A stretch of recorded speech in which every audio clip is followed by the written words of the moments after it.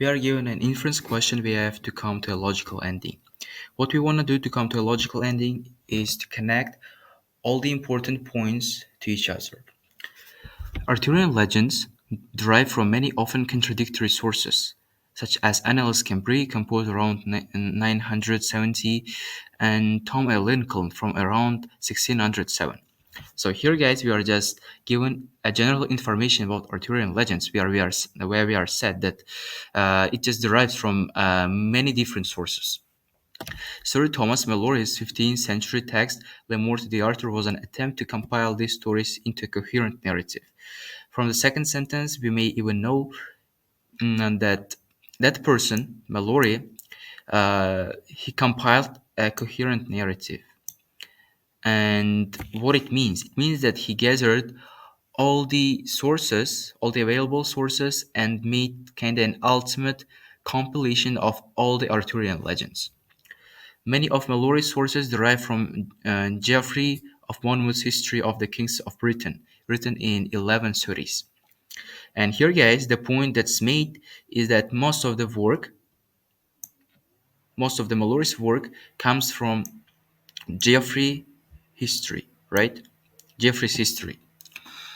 And here is a pie chart that shows all that business. While neither history nor any works that predated mention Arthur's famous round table at which his knights assembled, Le Morte d'Arthur does, suggesting that.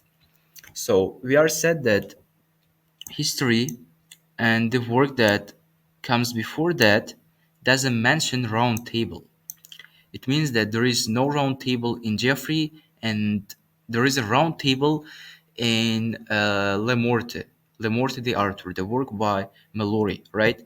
So what we can infer from here, guys, is that there is also a round table in other works that Malory uses, that Le Morte uses, right?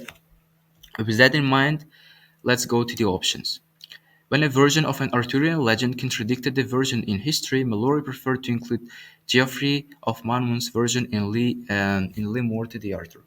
So this option is incorrect just because we are not supposed to say anything about preferences, and we are not given any hint about the preferences.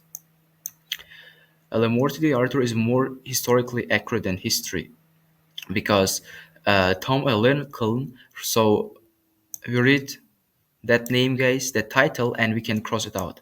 You ask why?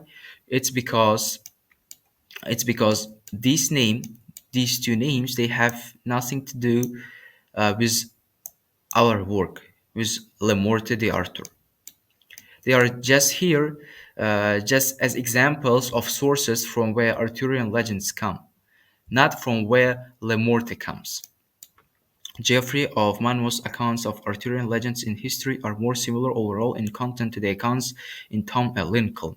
Again, guys, we are making a mention of the name that's completely irrelevant to our work. Malory encountered the Round Table in a source that Geoffrey of Monmouth was not familiar with when writing his history. This one, guys, makes sense because it says that Malory or Le Morte got Round Table from a work other than Geoffrey or Geoffrey of Monmouth.